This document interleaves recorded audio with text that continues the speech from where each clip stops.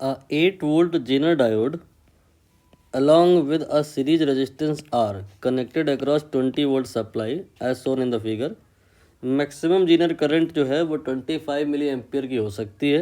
ये आर की minimum value बतानी है। क्वेश्चन देखा जाए तो ठीक से अगर समझा जाए तो गलत ही प्रूफ हो जाएगा, लेकिन कुछ अंडरस्टूड अजम्पशन है, उसके बेसिस पर काम चला लेंगे। ये जो लोड वाला रेजिस्टेंस है दैट वन, ये यहाँ पर कंसीडर नहीं किया जाएगा। अभी मैं ब्रीफ करता हूँ। यहाँ पर 20 वोल्ट का आप बैटरी लगाए हो और जो जीनर डायोड है ये 8 वोल्ट का है। जीनर डायोड 8 वोल्ट का है, तो मैं मान सकता हूँ कि जीनर डायोड इटसेल्फ उसके अक्रॉस या फिर आप कह सकते हो उसके पैरेलल में जो भी लगा है, यानी कि RL, उसके अक्रॉस 8 वोल्ट का ऑलवेज पोटेंशियल डिफरेंस आएगा। ठीक है।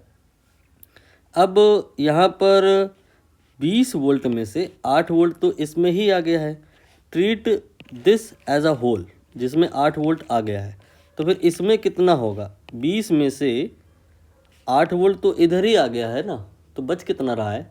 12। तो 12 वोल्ट के बराबर का जो वोल्टेज है वो इस रेजिस्टेंस में आएगा। और V इक्वल टू हम यहाँ पे IR अगर बोलें तो चाहे कुछ भी हो जाए, RL की वैल्यू कुछ भी हो, R की वैल्यू कुछ भी हो, ये V जो आएगा ये 12 ही आएगा। जो अगर आप R को चेंज करोगे तो accordingly I, current in it, current in resistance, ये चेंज कर जाएगी, राइट। R की वैल्यू आप बढ़ाओगे तो I की वैल्यू कम होगी, R की वैल्यू कम करोगे तो I की वैल्यू बढ़ जाएगी। तो अगर आप R की वैल्यू को कम करा रहे हो तो इसमें जो फ्लो होने वाली करंट है वो बढ़ जाएगी, और ज़्यादा करंट अगर इसमें आ जाएगी तो फिर इस डायोड से होकर के जाने वाली करंट वो भी ज़्यादा हो जाएगी। हाँ, अब आई वो वाली बात जिससे ये साबित हो जाएगा कि क्वेश्चन जो है टेक्निकली इनकरेक्ट है। यहाँ पर जो ये करंट जाएगी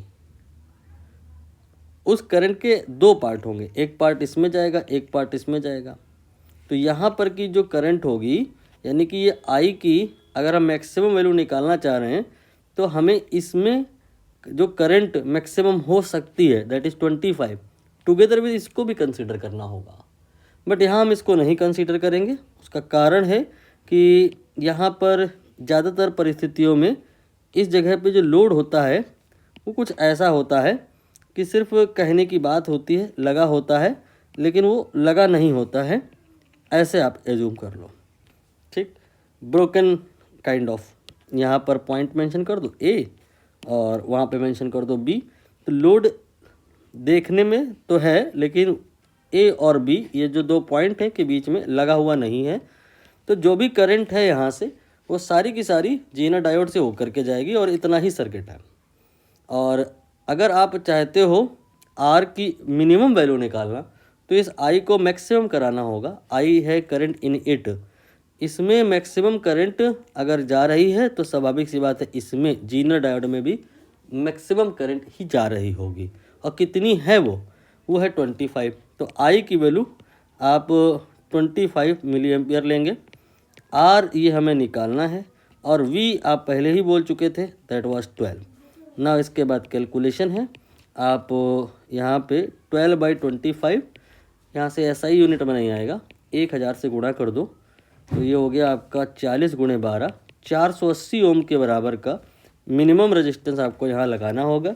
इससे कम अगर आप लगा दोगे तो क्या दिक्कत आएगा, यहाँ पर पास होने वाला जो करंट है वो जो 25 MA है उससे बढ़ जाएगा, और फिर ये डायोड जो है हो सकता है माइट भी हीट कर जाए।